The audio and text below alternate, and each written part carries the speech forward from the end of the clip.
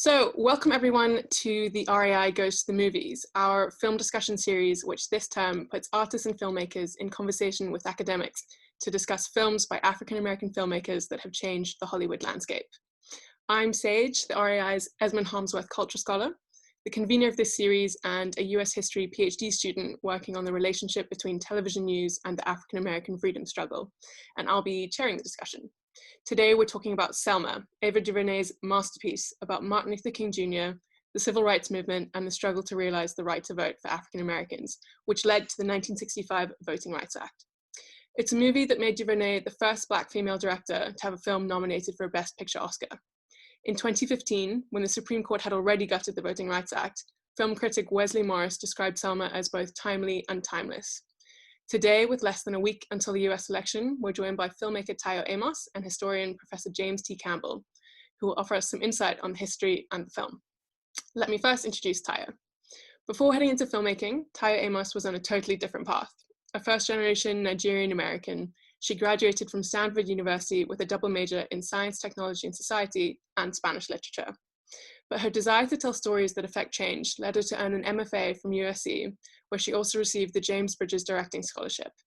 This rising talent was selected as a 2019 Black House Sundance Fellow, a 2014 Team Oscar member, and guest speaker at the Academy of Motion Picture Arts and Sciences in 2015. Her thesis film, On the Clock, made its premiere at the 2019 Cannes Film Festival as part of the Diversity in Cannes Showcase, where the film won Best Actor. After a successful festival run in 2019, including winning Best Narrative Short at the Los Angeles Diversity Film Festival, the film is now available on Amazon Prime. Tayo's next short, A Blossom in the Night, had its world premiere at Urban World 2020 and is part of the Shoot Online New Directors Showcase.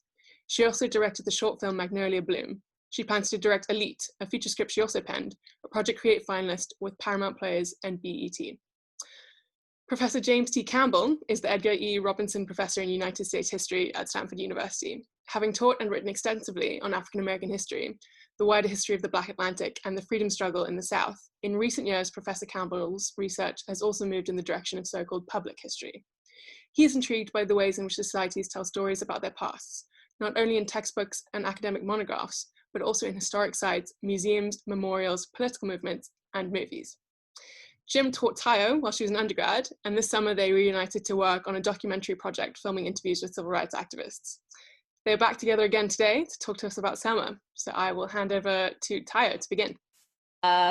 Thanks, Sage, for having both of us here. And yes, I'm excited to share my thoughts on Selma from a filmmaker perspective. So I'll be sharing a presentation with you all, just giving you the kind of overview of what we'll touch on today. So 1 second. All right. Can everyone see my screen okay? Great. So Selma, yes, this is the film we're discussing today. So I'm just going to go over briefly just the history of the project, how it came to be, the directorial style of the director, Ava DuVernay, the reception and kind of the controversy around the film and its legacy now 5 years after its release. So the script had a very long process. Like most films, it takes a while to go from script to screen, but this process was pretty long. It started with a script from 2007, and there were multiple directors attached, multiple actors attached between 2008 to 2013, until they decided they went into pre-production in 2013 to release the film in 2014. And with that whole, process of making the film, there were many male directors attached. Lee Daniels was attached at one point. He was actually deciding whether to direct The Butler or this movie. He chose The Butler. Paul Frears, Paul Haggis, Spike Lee, Michael Mann. But before Ava DuVernay was attached.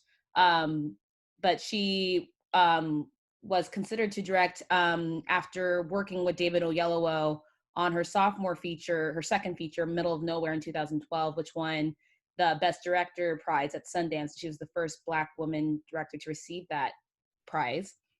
And through her connection with David Oyelowo, who was already casted or attached to the film but the director had to part ways. He, um, really lobbied for Ava to take the helm.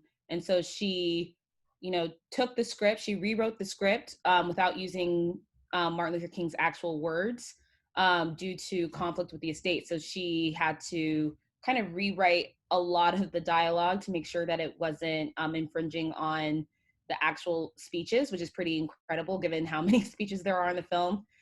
She also didn't receive any writing credit. She is not credited as a writer on the film because of a contract with the original writer. So that was a very big controversy when the film came out. But fortunately, she got director credit, of course, and this was her first large budget film of 20 million. Her last film was budgeted at $200,000. So it was definitely a big leap for her, but she handled it tremendously well. And yeah, opened at the prestigious AFI festival where it had a big standing ovation and, was able to open widely in theaters. And I think what I remember seeing this movie, and when I first saw it, I was kind of in the beginnings of my filmmaking career. And I was just so inspired by the fact that, a woman director who looked like me directed a movie of this scale. And I just wanted to touch on like her style for this project and how, it was a really great marriage of her journey as a director. So I consider Ava DuVernay Style to be very kind of unconventional in her approach. She really likes a lot of, and we'll go into it, but she really likes to make the frame very unsteady. So I was actually surprised in watching this film again that it's actually quite standard coverage for most of the film. It's pretty, sweeping shots, standard kind of coverage. But there are moments where, the emergence of her style appears in certain shots in the film where maybe a character is hugging one side of the frame or there's a lot more negative space. That really becomes her trademark in her later works, especially in her recent show, When They See Us.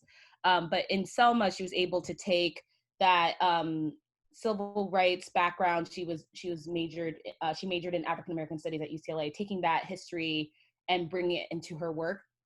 Also, the way she depicts violence is very interesting. She plays a lot with frame rate, which I thought was very effective in kind of giving you that kind of visceral feeling of being immersed in the just the trauma of that time, specifically with the opening of the girls in the church, and then later in the film with Bloody Sunday, now called Bloody Sunday. And then also the way she chooses to cover pivotal scenes like the bridge scene where Martin Luther King turns around. So these are just some stills that I really thought, kind of showcases her unconventional coverage, such as here, he's a bit lower in the frame. There's a lot of negative space behind him. Similar to here, I love this shot at the very end of the film where he's giving that pivotal speech and is a very extreme upward angle shot with a lot of negative space in the upper part of the frame.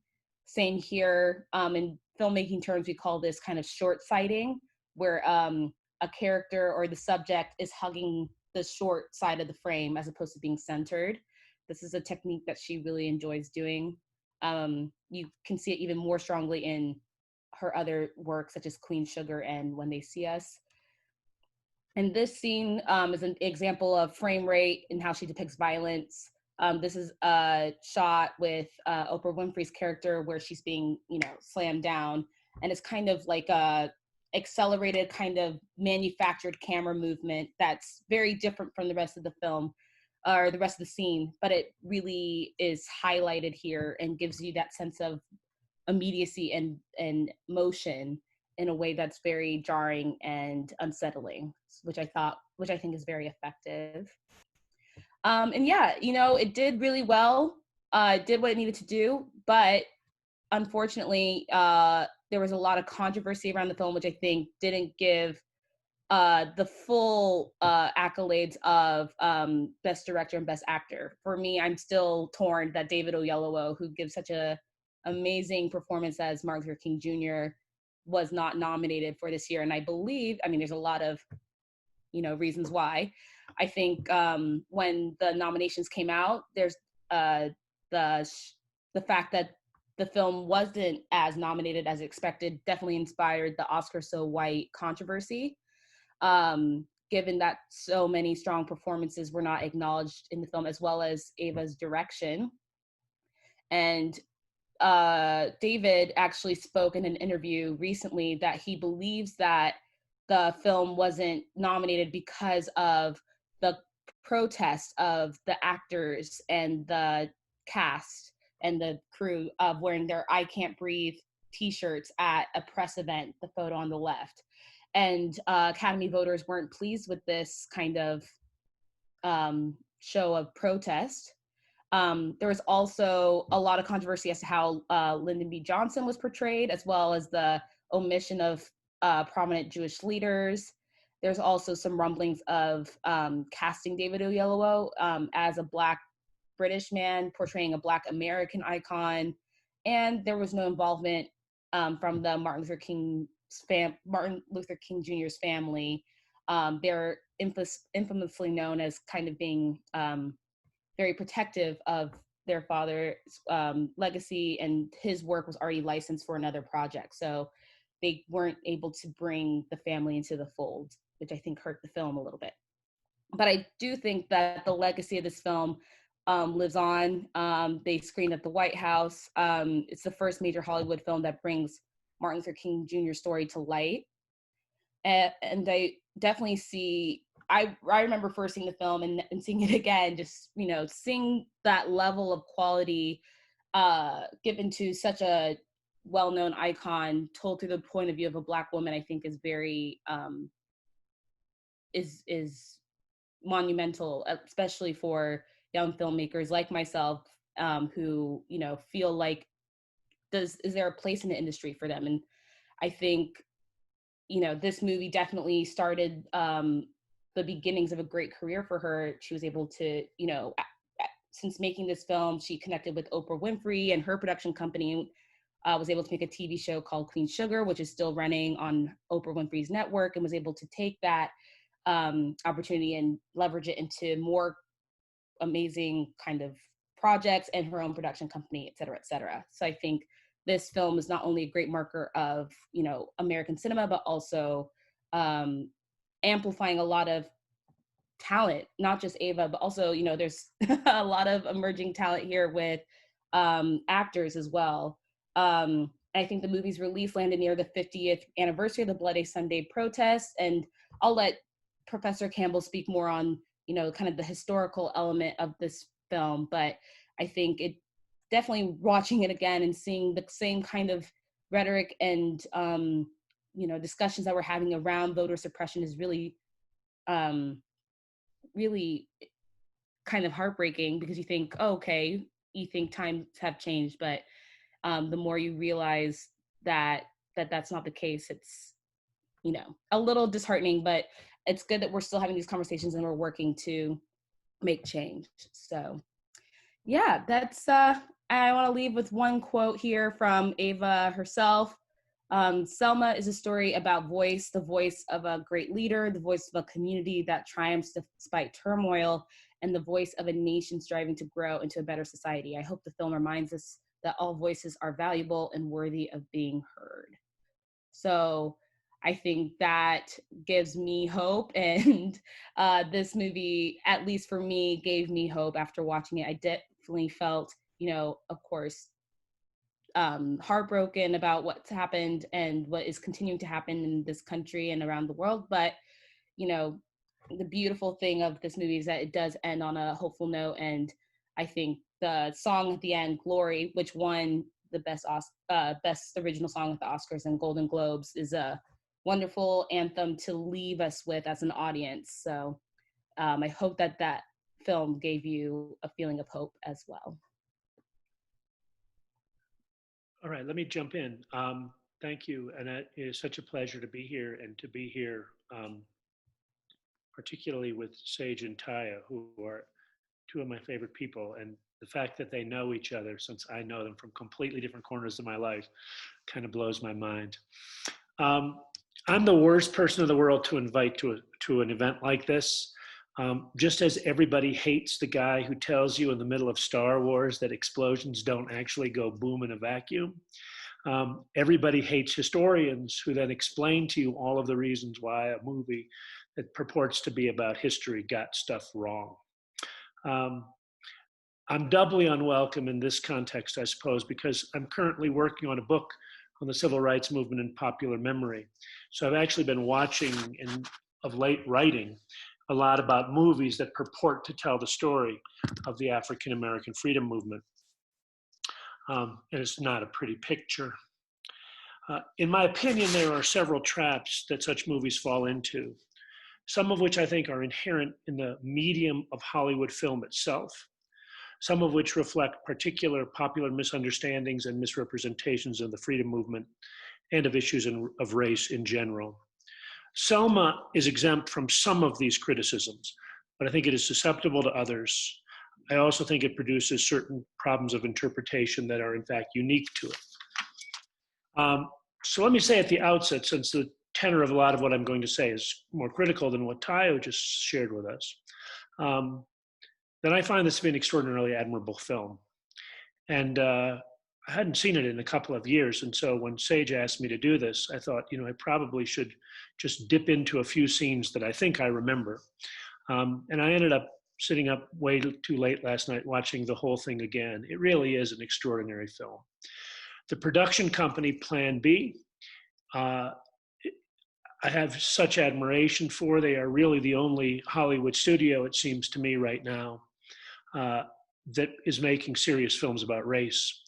The producers of Selma, Dee Dee Gardner and Jeremy Kleiner, you also know are the producers of 12 Years a Slave and of Moonlight, both of which won the Oscar for Best Picture.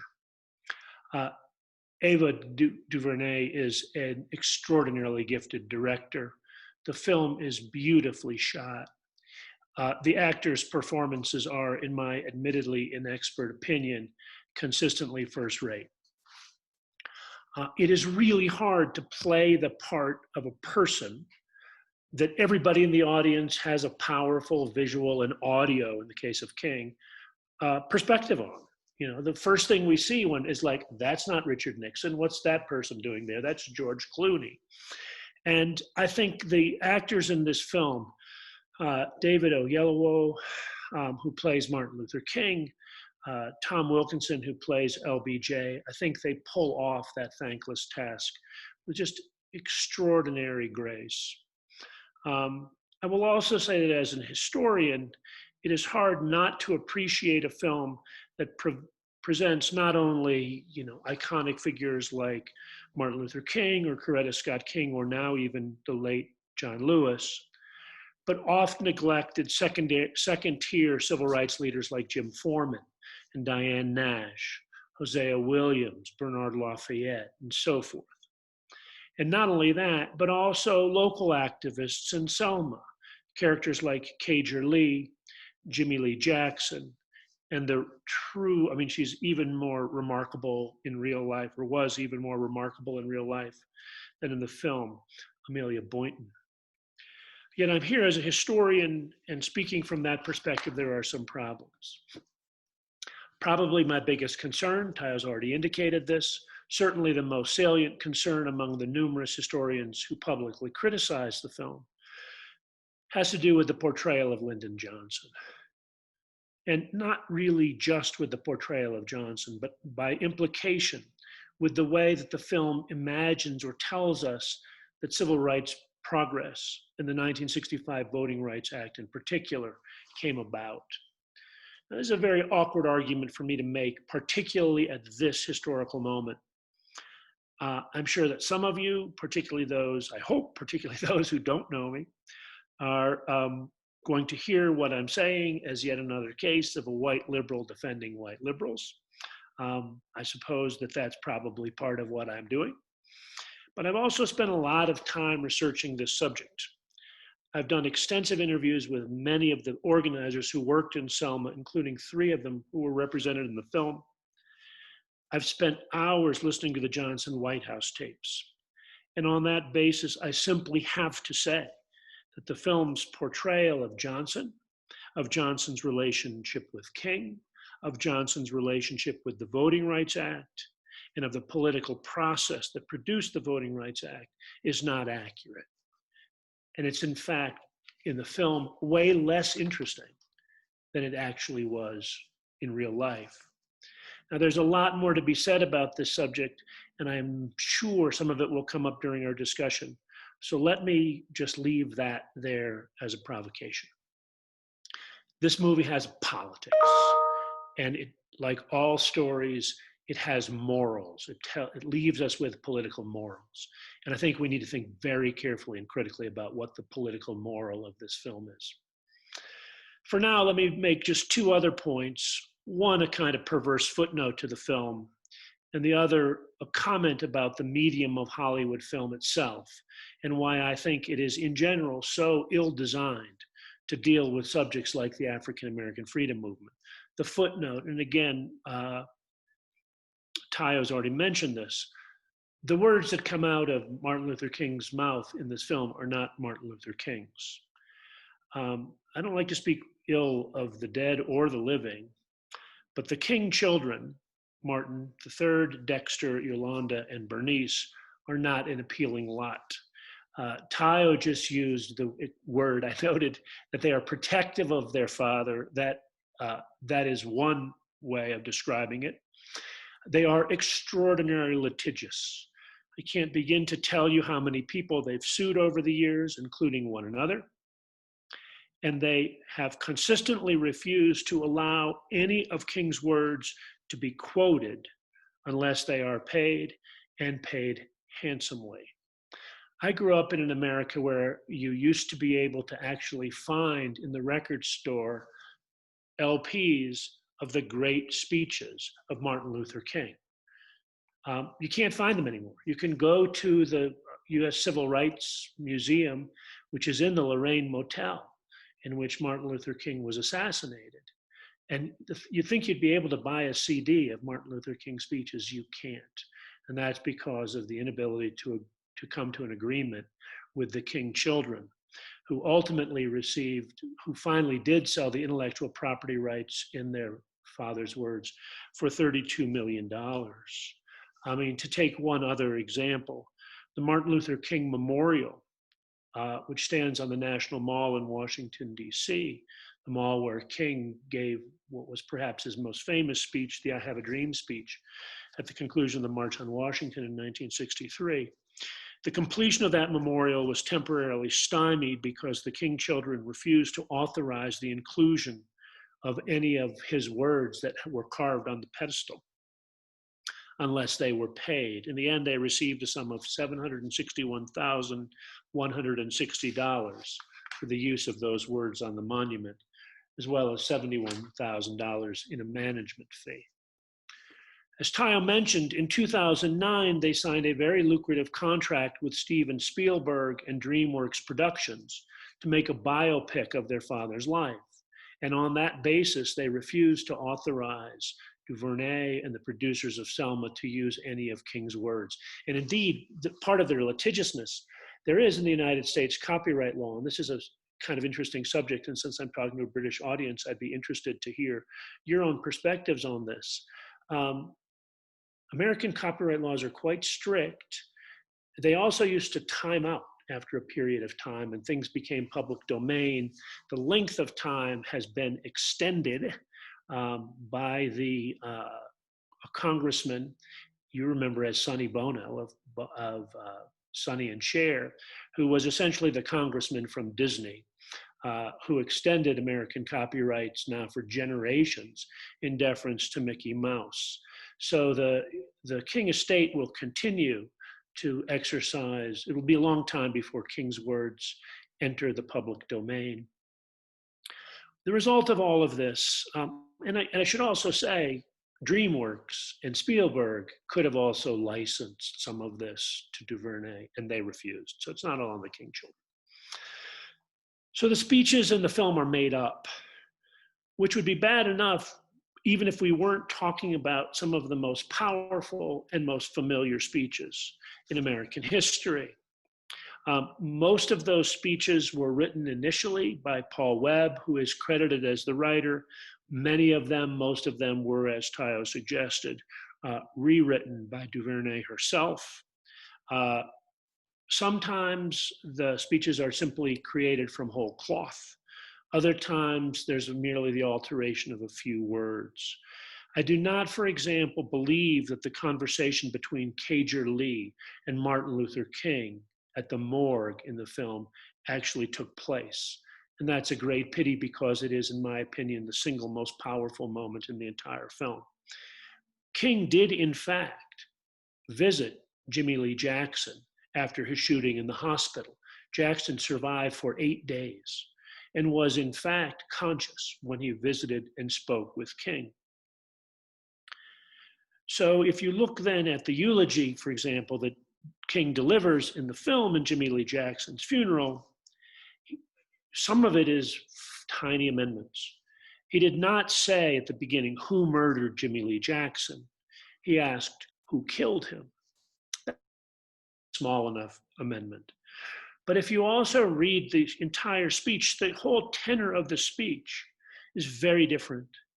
King, in fact, in the film, gives a kind of proto-Black nationalist speech, indicting indicting white preachers, indicting white politicians, indicting not only the white killers, but an entire white society that has given rise to this terror. In effect, a kind of a speech that one might almost have imagined hearing from Malcolm. And it is a fact that this is the famous picture of Malcolm and Martin that you've seen together. It happened then. But the convergence of King and Malcolm in the film is very dramatic. It's very similar to what Spike Lee did in his representation of Malcolm in his film. But it's not consistent with what, in fact, King said at in that eulogy, the tenor of which was, in fact, to beseech the mostly Black audience not to lose faith in their white brothers. Now, of course, because this is America, if you go now online to try to find that speech, including going to curricula that include that speech, I just looked last night at the Zinn Education Project, you will see the text of the speech from the movie, not the text of the speech. So the last series of points that I want to make has to do with the limitations of film for telling race stories. And again, Tayo can speak to this much more authoritatively than I. Look, a script is not a haiku, but it is an incredibly restrictive short form.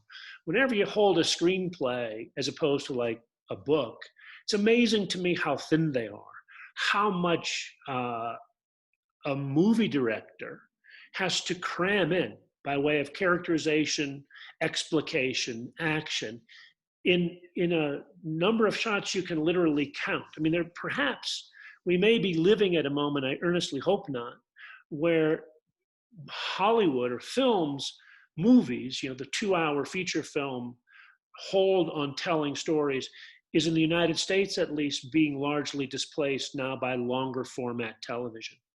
And I will lament that, because I think that extraordinary compression of storytelling is part of what makes Hollywood filming something that we continue to go back to. But it has problems. Inevitably, there will be compressions of time. There will be elisions in which multiple characters and events are collapsed into one. There will be the reduction of complicated, slow-developing processes into these dramatic confrontations and cathartic moments. I can live with that mostly. I try to live with that mostly. But it seems to me that there's also a broader point here about the way in which Hollywood tells stories. When I teach a course on history of film, and one of the things I do very early in the course is I start not with American films, but I start with a scene from Eisenstein's Battleship Potemkin. And the point is, you don't recognize anybody. There are no individual characters. There were, in fact, no professional actors.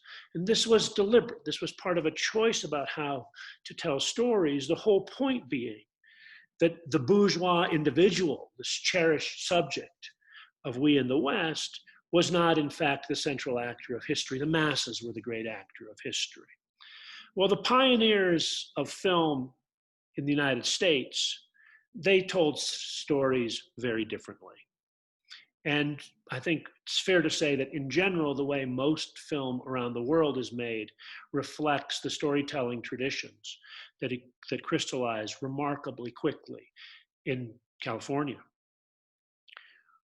Hollywood tells stories through the creation of individual characters who become the vehicle of the filmic action and the focus of viewers' emotional investment. Hollywood film creates desire. It makes us wish for things. It causes us to become invested in a character, and we earnestly wish for him to find his true love, or her to find her true love, or they to find their true love. We want the bomb to be defused.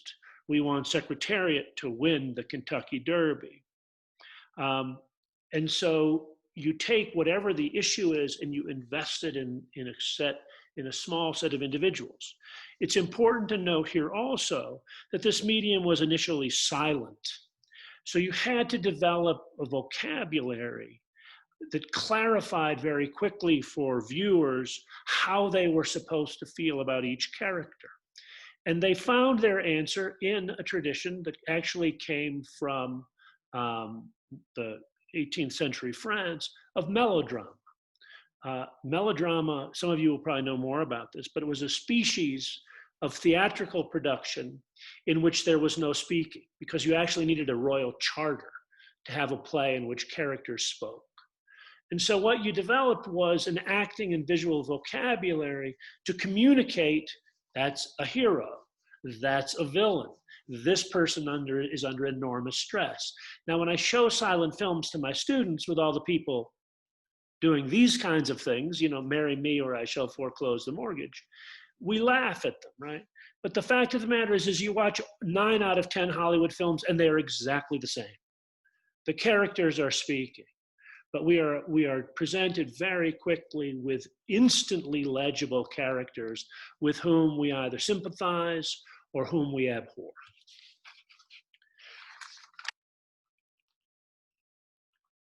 The problems of this form become particularly acute when then Hollywood decides, as it loves to do, to make films about social problems. We're talking here primarily about films about race, but I think you could make the same point about any other social problem with which Hollywood has decided to engage. Juvenile delinquency in the 50s and 60s, or poverty, or climate change, or sexism in the workplace, political corruption, pick it. What happens is a social problem that is in its nature structural and deep and implicated in all kinds of institutions needs, within the logic of a film, to be embodied in individual characters.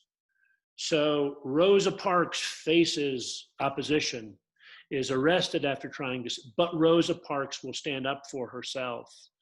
And so what happens is when Hollywood creates these problem films and they create the desire in us, the audience, to have the problem resolved, that entire drama is encapsulated within the life of a small set of characters. The hero who we wish to have conquer sexism or racism or the risks of fracking. Those evil, sinister forces who are impeding that resolution, the setbacks of, what do you call it, reel 3, Tayo, whatever, the third act, and then eventually the kind of resolution. Of course, the problem then is that we leave the film feeling good. The problem has been resolved. Jesse Owens showed Hitler. Jackie Robinson, desegregated baseball. But in fact, the problem is essentially unchanged. It remains, it's been resolved in the filmic universe in ways that vindicate for the audience the essential rectitude of American institutions, but it remains outside. but it remains a real problem, a structural problem outside. All of which, again, is to say that I just think that there's ways in which this particular medium and the traditions of storytelling that exist within it are very ill calibrated for dealing with things like a popular movement, which involves the energies of hundreds of thousands, ultimately millions of people, and with dealing with problems that are in their nature deep and structural and not simply resolved through cathartic moments in the lives of heroic individuals. This is made worse then by Hollywood's perdurable tendency to make films about Black people that are really about white people. To use Black people essentially as foils for the moral transformation of a white person, the so-called white savior film. And we could talk about this till the cows come home. But if you look at many of the kind of iconic films about civil rights, Mississippi Burning, the two-fisted white agents of the FBI are the people who ultimately bring civil rights to Mississippi. Ghosts of Mississippi. It is not Myrlie Evers, who Tayo and I had the opportunity to spend some time with last month, doggedly pursuing justice for the man who murdered her husband over 25 years. It instead becomes, the courageous white assistant district attorney, Bobby DeLauder, who played by Alec Baldwin, who brings justice. The Long Walk Home does not become a story of a group of people in Montgomery for more than a year walking to work, but the moral transformation of Sissy Spacek, the white person who suddenly realizes that the woman who's worked for her all these years as a maid is in fact a human being, and who starts the white person, the climactic moment, the white person comes to the rescue of the Black people in the Montgomery bus boycott. Julian Bond, the famous civil rights leader, recently died. A person who, before his career was hijacked into civil rights, aspired to a career as a stand-up comedian, was very funny about this. He said, if you watch movies, the story of the civil rights movement is very simple. Rosa sat down, Martin stood up, and white people came to the rescue. Selma does not succumb to that story, and we should credit it for that. I think, however, it does present some challenges and problems of its own. Thanks very much. Thank you so much, both Jim and Tayo. That was fascinating. So we're going to open up to the audience now for any questions. If you use the hand raise function, I'll ask you to ask your question, or feel free to type it in the chat, and I can either throw it to you or ask it for you. But while people have some time to think of their questions, we do have one hand raised, but I just want to give the opportunity for Tayo to ask Jim any questions and Jim to ask Tayo any questions that you have straight off the bat, and then we'll take it to Max Turner after that. Thanks. First off, thank you, Professor Campbell, for that. Really, no, seriously, because it's really helpful to think about storytelling from a historian. I've been trying for 10 years to get Tayo to call me by my first name, so please. It's very hard for me, but I'll get there. But I think what you're talking about in terms of depicting, historical figures or movements. First, I kind of want to respond to what you were saying about the portrayal of Lyndon Johnson and how that has played out. Because I agree that, I think you're absolutely right in that, and a number of historians agree with you and experts agree with you that, the portrayal of Lyndon B. Johnson in this film is not completely accurate. And, definitely was Ava and the filmmakers were called out for that, and Ava responded, and there was a dialogue. But it strikes me as kind of interesting how that controversy plagued this film more than other historical films. And I think that's something to be pointed out, that a film, made by Black filmmakers, especially a Black woman filmmaker, to have, every historical movie has issues and controversies, but it struck me how, loudly this controversy was part of the narrative in the publicity of this film, more so than other historical films. Do you feel like there was a factor in that if this was directed by like, you know, a Steven Spielberg, would there have been as much controversy? Because I'm thinking about, you know, First Man, for instance, Damien Chazelle's film about, you know, Neil Armstrong and the landing on the moon. He got a bunch of controversy about the fact that he didn't show, you know, Ryan Gosling planting the flag on the moon. But that was kind of just a little blip on the radar. It wasn't a huge deal. So do you feel like, okay, yes, we can agree that Lyndon B. Johnson was probably not accurately portrayed, but do you feel like because Ava is a Black woman, she was penalized more for it in this film than other historical movies made about historical people and movements? Yeah, I mean, look, I'm sure that that's true. I mean, if the question is, you know, are there double standards that operate here? Yeah, absolutely, manifestly. And, you know, Steven Spielberg has taken on controversial historical subjects and I think largely been, and got things wrong as well, or made the certain kinds of choices that are necessary for Hollywood storytelling without being subjected to some of the criticism that this film was subjected to. Yeah, I think that that's certainly absolutely fair comment. But let's hear from some of the people.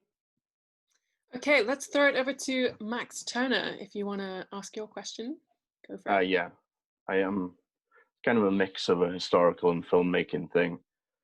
I was just thinking, because I rewatched Selma last night, and the Trial of the Chicago 7 also I watched like a couple of weeks ago, and I noticed a lot of people have criticized them for their ending being a little too triumphant. What I've seen is a lot of them have like, they talk about how these people kind of ended up, and it's normally kind of, it reminds me a lot of Ed Wood, which you get the happy ending and then it's like, oh, he killed himself, whatever.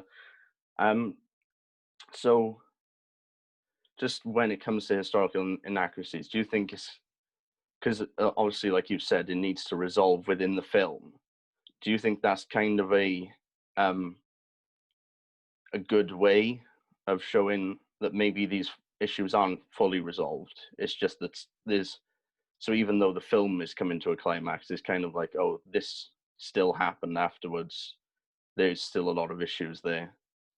Well, you know, I'll just say one thing about that I think it's a great question. I was thinking the same thing watching it last night. And there's a character who raises precisely that question. It's a character of a woman named Viola Liuzzo, who was one of the people, a white woman from Detroit, had 4 or 5 children, who heard King's call to come to Selma, and she did. And you meet her briefly in the film. She's introduced at the outside Brown Chapel in that scene. And then at the very end, when you're seeing the triumphal moment with the the kind of low angle shot of King giving this triumphal speech, which in some ways is an interesting blend of the speech he gave at the conclusion of the march with the speech that he gave in Memphis, the mountaintop speech, you know, the night before he died. But when they do that kind of Animal House moment, you know, this is what happened to each of the people, each of the characters, I was quite interested in that. And one of the ones they do is Viola Liuzzo, who was murdered that night. She was driving a group of Black marchers back from Montgomery to Selma. A car full of Klansmen pulled up beside the car and shot them. She died. What's remarkable about that, doubly so, is that one of the people in that car is a man named Thomas Blanton, who was also an agent of the FBI working undercover with the Klan, who had also been an avid participant in the beating of Freedom Riders 4 years before. So how do you tell that? You know, that runs so deeply against the grain. I mean, it's consistent with the portrayal of the FBI's role and of J. Edgar Hoover and I have fewer objections to that portrayal than to the Johnson one. But that's a real problem in the context of the film, ending on this inspirational, literally glory moment. And to their credit, they do mention that, right? There's like the 2-sentence line that this is what happened to her. But I thought that was an interesting illustration of what the problem is, and they ultimately included that, but they were content to resolve the film in that triumphant moment. Yeah, and I think, every filmmaker wants you to leave the theater with a sense of, emotional completion. I think it would behoove any filmmaker to try and be like, okay, this is, and I think that's what the end titles try to do. It's like, okay, let's at least give homage to what's happened after, because I think, especially as an audience, we've been trained to, especially for historical movies, to like be like, okay, like what happened? Like, what's the real story? I think audience members, we as humans, like, we just want to know, like, what's the real story? We want to understand what's happened after. And I think the end titles, juxtaposed with the triumphant speech, is the filmmaker's way of accomplishing that. And of course, it's not like the first time this technique is used, but I think, end credits and end epilogues are really helpful for filmmakers to kind of, it's a useful technique to merge the need to have that emotional completion coupled with that historical accuracy. And I think different filmmakers use it in a lot of different ways. Like, for instance, with Black Klansman, Spike Lee's film, for instance, he, the film completes and then he brings, a modern clip of a white woman who was killed at the Charleston riots years after the film's events take place. And there were a lot of questions as to why he did that. But his thinking was like, oh, like, I want the audience to, feel the immediate effects of this, even though this is a historical story, that the effects are happening now. So I think a lot of different filmmakers have different techniques. I think this is a trademark for DuVernay in that she really, wants to fuse the present or the past with the present. So similarly to this film in Selma, at the end of When They See Us, she has a very powerful, which is this telling of the Central Park Five, or the exonerated five, 5 young Black men being wrongly imprisoned for the murder and rape of a white woman. She literally juxtaposes the actors' faces with the actual person's face and merges them together and tells their story very powerfully visually in that sense. So of course with Selma, she wasn't able to do it in the case of like the real people because they're no longer with us. But I think constantly filmmakers are trying to find a way to merge the power of the story in the time frame they have with the reality. And I think that's one really powerful technique of doing that. Just one quick other thought about this. As I'm having this conversation, but I think you're right that these films, we want this kind of emotional consummation at the end of the film. And I think of the kind of great Plan B production films, the 3 great Plan B race films, this is why this is my least favorite compared to Moonlight or 12 Years a Slave, is because I think it indulges that. I mean, part of what I think is a hallmark of those films, less in hers, but in the other 2, is their freedom from didacticism. They don't explain stuff. In this film, when somebody shows up, says, oh, I'm from SCLC, the Southern Christian Leadership Conference, right? They give that kind of background, but they also have a similar kind of didacticism in which the film leaves us with how it is we're supposed to feel. And if you think about 12 Years a Slave, what I found the most powerful moment in that whole film is he gets home. Solomon Northup gets home, and he greets his family. And, you can imagine what most Hollywood directors would make of that moment. And it's utterly restrained. And he says, you must forgive my appearance. The last years have been hard for me, right? And that sense of restraint is something in storytelling that I think is my preference. But on the other hand, those films usually sell fewer tickets. Thanks so much. And we've now got a question from Lynn. Go for it. Well, it's interesting you're talking about the end of the film. My question is about the beginning of the film, because I'm always fascinated by how filmmakers set up, I think often, the whole thing they're going to be interested in the first scene. So I was really attentive to the first scene, and it's, you've got the great man, you've got the couple and the struggle, you've got the 20 million African Americans who are struggling in the wider struggle, representation, gender, the American dream, home ownership. I mean, it's all in this very, brief little scene.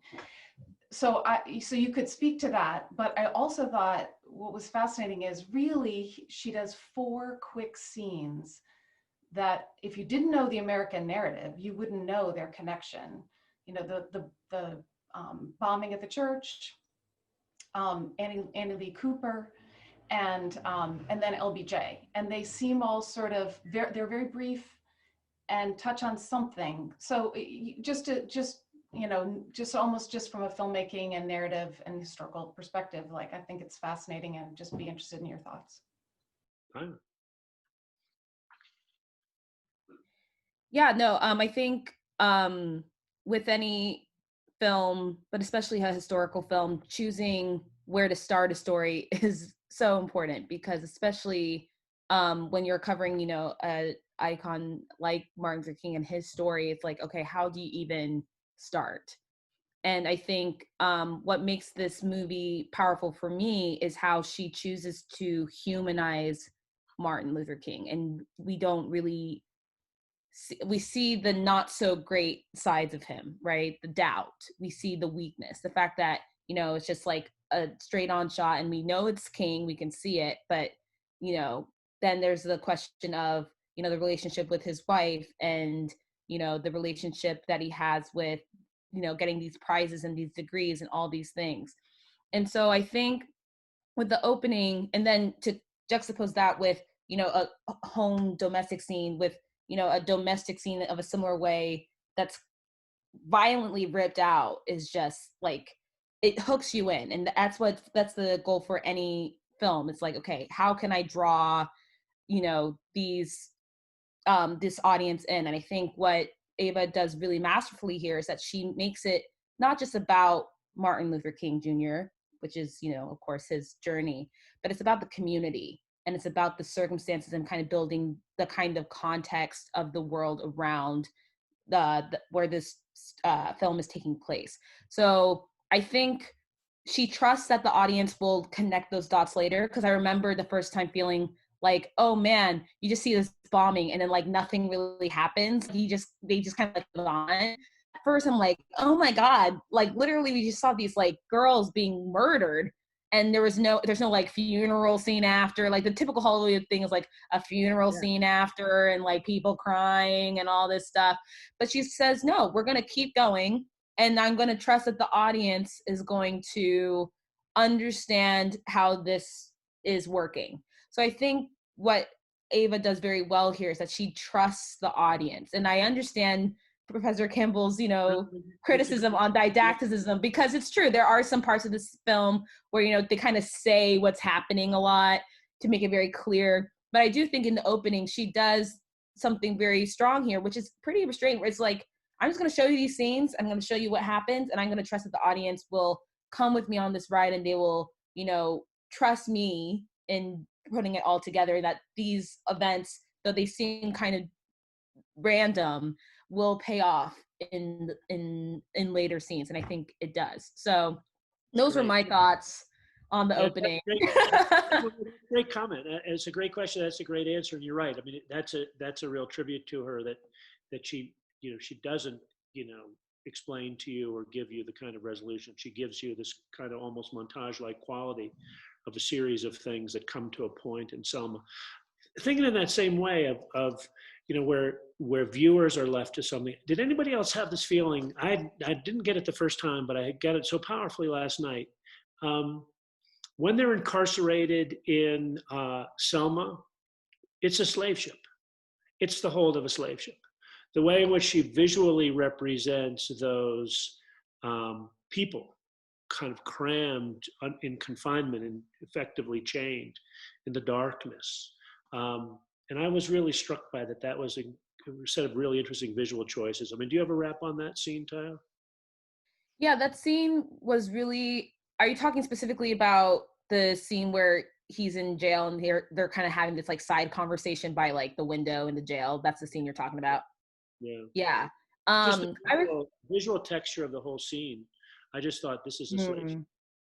Yeah, like visually I felt, you know, I didn't get slave ship vibes, but I mean, I can definitely see that being a visual motif. I was more struck by the content of the conversation, you know, of how he actually brings up, King in that conversation brings up, you know, the killing of Medgar Evers, which I completely missed the first time I watched it. And context for everyone watching, we recently did an interview with Mrs. Evers, Medgar's wife, who talked to us about her experience in fighting for justice as well. So just a bit of context. I was like, Evers, oh my gosh, yes, Merle, of course. So I was more struck by their conversation and how I think what the film does really well in humanizing Martin and really just showing like his inner turmoil with this, you know, strategy. Like he was like, okay, great, we are fighting for the right to vote, but like what's the point of the right to vote if Black people can't even read the ballot that's in front of them? Like he was thinking, you know, globally about the issues he's fighting. And I definitely I just really connected with that scene because I think it is a conversation that we're having as a country, but specifically in the filmmaking industry, we're having that conversation. I started working with The Blacklist, which is a screenwriting, which is a company that puts out a list of, you know, favorite unproduced screenplays every year. And in thinking about, you know, the systems of storytelling, like we can make movies about racism and change and things like that, but if we can't think about the system and how they're made and actually revolutionize the way that it's created and marketed and distributed, how are we going to be really free in telling these stories? So anyway, this is a larger macro discussion, of course, but to your question, Jim, I was thinking more about the content of that conversation as opposed to how it was shot, but I don't think it's far off. I think it is definitely a powerful image that I think makes sense. And I think it's no, you know, accident that the next film after this, Ava directed the documentary 13th, which I highly recommend, because it's a documentary that really goes into depth of, you know, the prison system in America. And I think having the focus of looking at incarceration specifically through a documentary perspective gives her the depth and the ability to really hone in without, you know, clinging to narrative structures that she had to do in Selma. So I think the fact that she decided to do a documentary after this is a testament to her, you know, her wanting to delve into more of that, you know, connection from slave ships to the now. Yeah. Thanks, both of you. We have reached 6, but I saw that Noni had a question, so anyone that needs to leave, please feel free to. But Noni, if you want to ask your question, go for it. Oh, thanks. This is such a great session. So thanks, Sage, for putting it together, and James and Tayo. It's been really interesting. I was just thinking about this, building off of this conversation about endings and this need for a sort of inspirational and happy ending. And I was thinking about the British horror film from 2013, The Descent, which had it had a British ending and an American ending. After the British ending, it's a very depressing ending, and then it was in early screenings in America, it did really badly, and so they changed it to a happy ending. Yeah. And I was wondering whether sort of how institutional and pressures outside of Hollywood affect filmmaking, and especially with a story like civil rights, where every American has a narrative about civil rights in their mind. So I guess it's sort of a chicken and egg question, but I'm interested to hear your thoughts on the kind of the effect of the external on filmmaking with this story in particular. Want to go, Tayo, or should? Man, I did not know there'd be two separate endings, but I'm not surprised.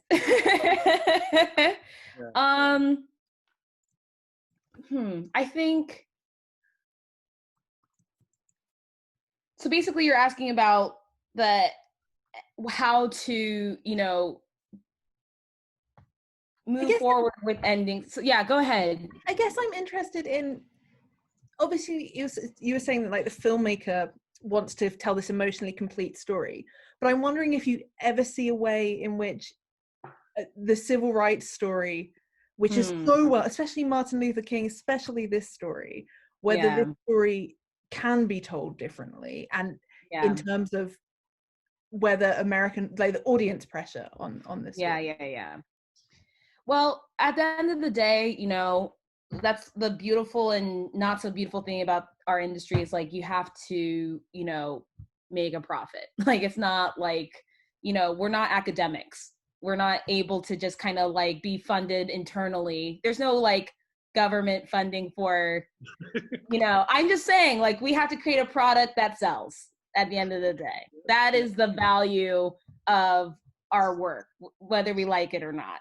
And at the end of the day, why do people pay for movies? Why? Because they want an emotional experience. And as for civil rights, I think it's, and Jim touched on this, but it's this, really fine balance of like, okay, who's telling the story and who is the story for, right? And I think the tricky part, especially for civil rights movement movies, they tend to be mid-budget movies that tend to be marketed towards more mid-market or mid-budget movies.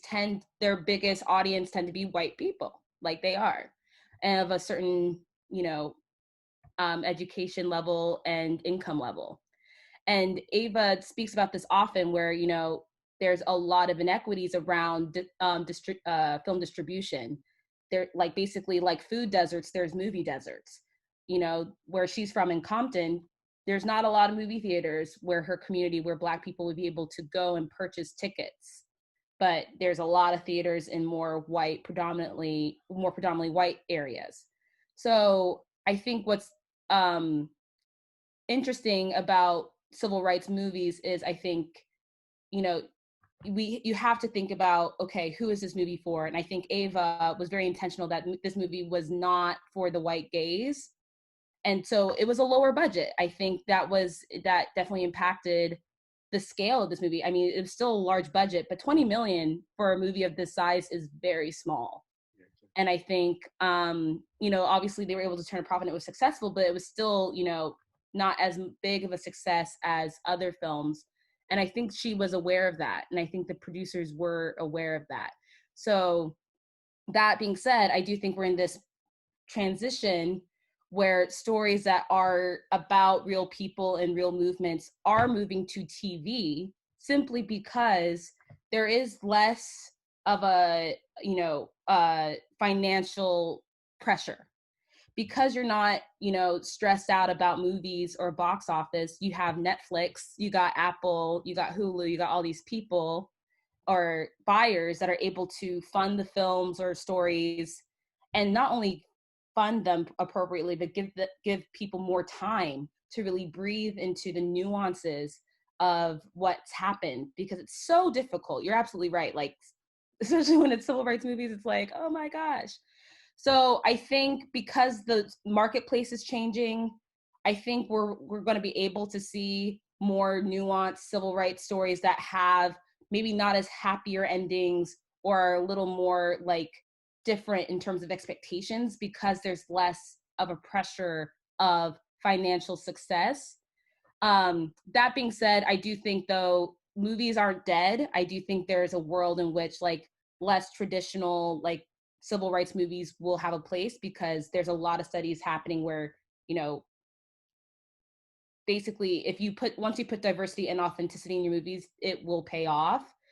it just comes again to this whole systemic question. Okay, you made this movie. How is it marketed? How is it distributed? And until you have those conversations of the system of how that movie is made, it's not just about the movie anymore. It's about, okay, you can make a really great movie. You can make, you know, a Selma, but if it's marketed to a certain type of audience and not to the audience it was created for, then it's not going to work. And so I think it's not just a conversation about the movie itself. It's a whole conversation about the industry and how they can support those films being made that are more like not as traditional, if that makes sense. Sorry, that was a long-winded answer. I was kind of like thinking as I was talking. That's a great answer, and the thing about the different kind of tastes for different kind of endings. My poor children, you know, grew up with a father who was, you know, as they're trying to watch a movie, explaining that explosions don't in fact go boom in a vacuum, and always complaining about how films always tied up so neatly and happy in American films. And so from the time my daughter was like 8, she knew that, you know, American films always did this. And then the other, you know, the dog actually dies in the French version, right? And so I have these memories of my daughter, this little girl, like watching a movie next to me, pulling on my arm saying, is this an American movie? Is this an American movie? Because she couldn't bear to think about whether or not, you know, how this thing was going to end. To amplify something that Tayo said that I think is really important here, right? There's a particular kind of political economy and geography of film, right? It's related to the funding models. And, you know, Hollywood's gone through at least one spectacular kind of fiscal crisis with the collapse of the studio system in the 60s, and it had to reorganize at that moment. One of the things that happened at that time was the crisis was partly because of the Supreme Court antitrust and breaking up a monopoly of studios that had controlled production, exhibition, and distribution. But it was also the post-war American white flight to the suburbs. And so what you had was a period in which historically the most movie seats were sitting in these downtown picture palaces that people used to love to go to and sit, you know, with a crowd of 2,000 in these incredibly elaborate kind of picture palaces built in the 20s and 30s. And as whites fled to the suburbs, there was a period in which a disproportionate share of the audience was Black, because Black people were still in cities where there was a disproportionate number of movie theaters. And part of what then happens is through the 70s and 80s is the suburbanization of movie theaters and then the rise of the suburban multiplex. And so part of the problem that we have structurally in the industry is that most of the places you can go to see movies are out in these suburban multiplexes that for the better part of 30 years, 50 years, because of American law, Black people weren't allowed to live because of redlining and the refusal of the Federal Housing Administration to provide government guarantees for mortgages and so forth. So, and let alone the fact that some of these white suburbs, you know, 4 Black high school kids who want to go out to see the film, driving out in these suburbs, you know, God knows what awaits them in terms of getting pulled over or worse, right? And so there is a kind of structural, a kind of historical legacy of the suburbanization process and of racial exclusion that now affects the structure of the audience for people going in movies. And of course, we'll see what happens now with the rise of Netflix, with COVID, with people not going. We may be at another one of these inflection points, and who knows what will come. Last point, just about, I think if I interpreted your question correctly, or at least what I was infusing into it, you know, there's a wonderful statement that Oscar Wilde makes that we all quote off and on, you know, where he says, you know, life imitates art far more than art imitates life. And I really am struck by that, the ways in which, in particularly the work that I'm doing now, the ways in which certain kinds of narrative traditions, stories, certain shape the way we imagine our own lives, the way we live, right? The way we make politics. And so when you're asking about what are these kinds of external factors that really are shaping the way in which we tell stories, I mean, I think, we have, there's just this strange reciprocal relationship between the way we tell stories about our history and then the ways in which we make our history. And it produces, this is precisely what I'm trying to write about right now. And it produces, at least for me, these moments where you want to just scream. The governor and legislature of the state of Mississippi, passing this resolution and having a big ceremony on the 50th anniversary of the Voting Rights Act. The same month, literally, that they had just passed, the nation's most draconian voter identification law, right? And so, again, this clinging to these stories about civil rights that give us the kind of happy ending, that vindicate the essential rectitude of American institutions, and promulgating those stories at the very moment that we're seeing the kind of systematic rolling back of those gains. And, I think it's fair to say that this too, we don't know where this is going to go. We have an election in a week, but we have seen, that hypocrisy, the reality of how much is left undone, has kind of exploded into prominence in our culture and in our politics in the last 6 months. So we'll see where it goes. But yeah, I do think the way we tell stories, the way we imagine our lives, there's a weirdly kind of reciprocal relationship between those things. Thanks so much. And if Jim and Tayo, if you still have a few more minutes, we do have another question. So if you guys are... Yeah, let's do it. Okay, great. Guy, go for it. Thanks.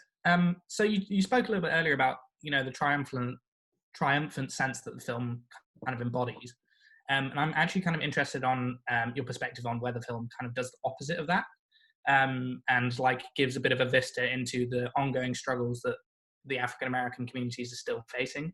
And there's kind of two winks in particular that kind of stood out to me in the film. One is on the bridge where there's several people surrounding one person beating them, which I thought was very Rodney King. And then the other one is a scene that you've already mentioned, which was where is the conversation between King and Johnson, where they're talking about, all white juries don't convict anyone. And obviously that's very prominent in the Black Lives Matter discussions going on, or movement going on. So I'm kind of interested in, what your reflections are on how the film did that, and whether you think there was an opportunity for them where they should or could have done that more to draw that kind of vista. Tayo, you want to take it? Or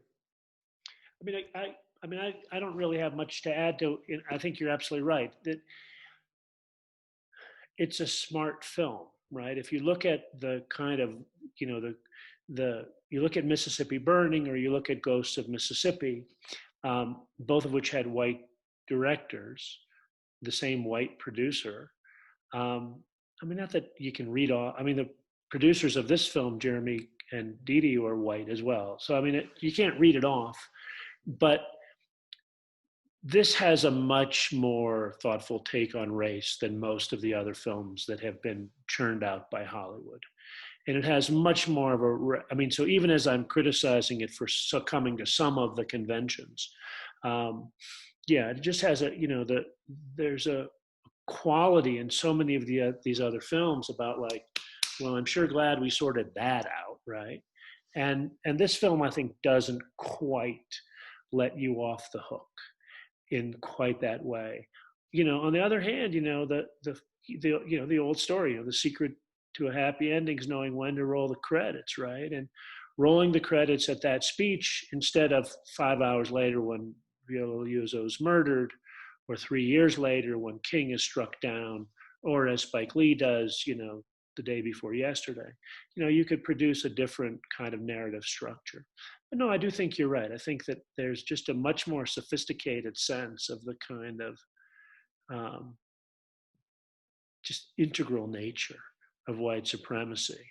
And so even as I'm, complaining that she's not fair to white liberals, I think that's welcome when you put this film in the context of all the other films about the movement. Yeah, and I think at the end of the day, I think what was great about this film for me was that, it was a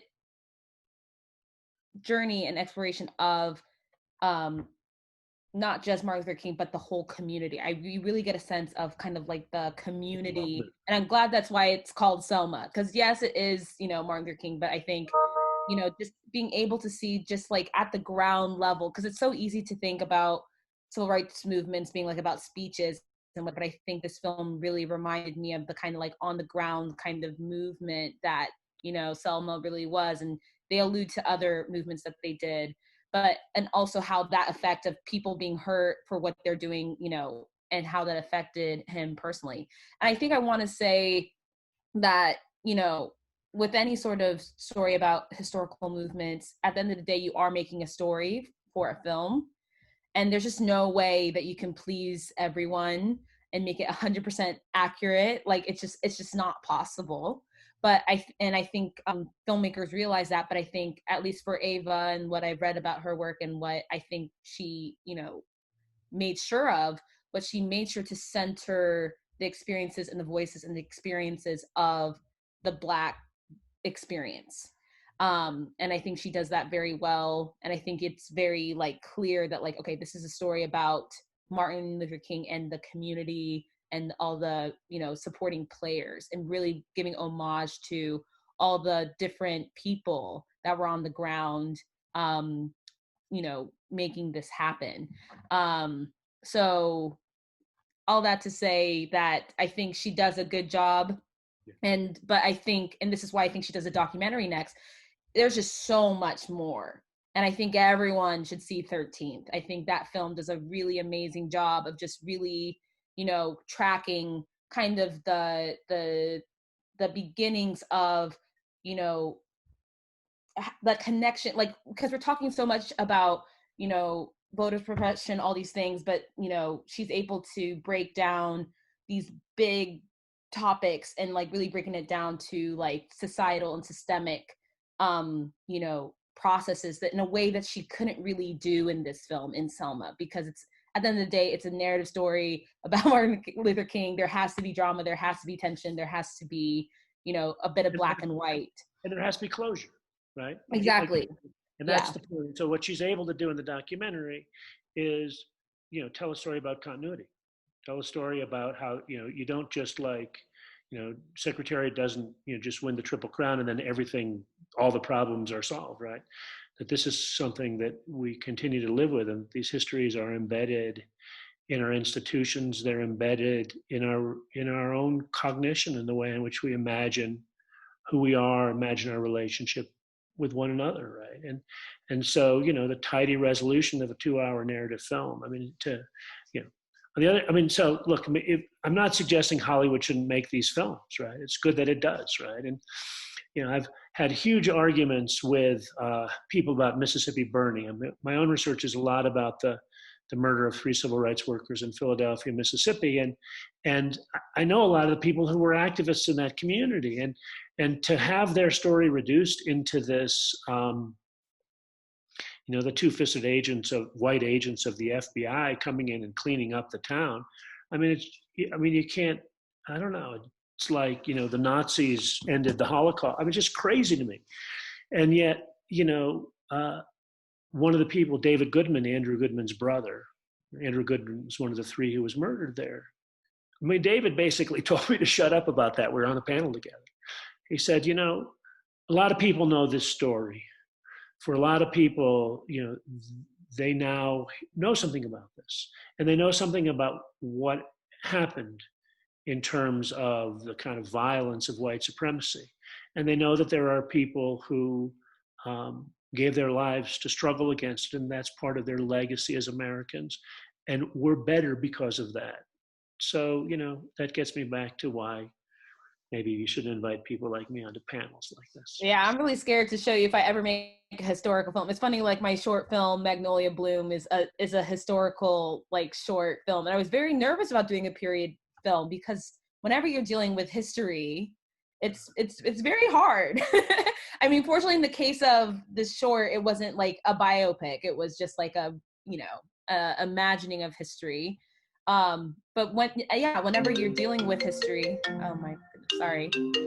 Whenever you're dealing with history and historical facts and trying to render it as, you know, fictional, it's tough, but you know, it's important to have, you know, those real kind of conversations and research and just cognizance of, you know, those historical moments. And I think what's really amazing about production companies and studios that do make films set in historical moments, they always try to have some sort of impact portion or, you know, additional resources for audiences if they want to know more. And so, like, for instance, I think with Selma, they did this. They had really great kind of programming, you know, outside of the film, you know, curriculum for students and teachers to learn more about the film. And you're seeing it more and more now that, you know, filmmakers are realizing, like, yeah, this is just a 2-hour primer, but we are going to give you the resources to, you know, do your own research and to learn more and to, you know, engage with this period and the concepts that we're presenting here. So I think more and more now, and I think especially now that we're filmmakers are now going to longer form with like kind of TV series and limited series, there's also like, okay, like maybe there's an acknowledgement where there's certain stories where it's like, okay, maybe it shouldn't be a movie, maybe it should be a TV show. So that's an interesting kind of discussion as well. But no, it's important to have people like you, Jim, and historians, because this is truth telling. And like at the end of the day, filmmakers, we want to tell the truth, and that in this case can sometimes be more of an emotional truth, but it's important to have the, you know, the facts of what happened, because if we don't know what happened, it's so easy to distort and to kind of play over what's happened. So I think 100%, like similar to how filmmakers have critics about their work and the, you know, strengthening the art form itself, historians are equally and just as important to, you know, make sure that, you know, we're doing our jobs. That's great. Oh, well, thanks so much for having us. What a blast. It's been great to talk to you all. Yeah, thank you. Thank you both, Jim and Tayo, so much. And thank you everyone for your questions. I really enjoyed that. I hope everyone else did. So thank you all for spending your, what are we, Thursday evening / morning in the West Coast with us. And so the next film that we have in our series is Moonlight, which we will be talking about in 2 weeks' time with Tion Trice and Dr. Jonathan Ward. So please. Same production company. yeah, as you mentioned, Plan B, same production company. So it'll be interesting to see what everyone thinks of that movie. So please do join us for that, anyone that can. And Zoom version of a round of applause for Tayo and Jim. Thank you so much. Thanks. Bye-bye. Thanks for having us.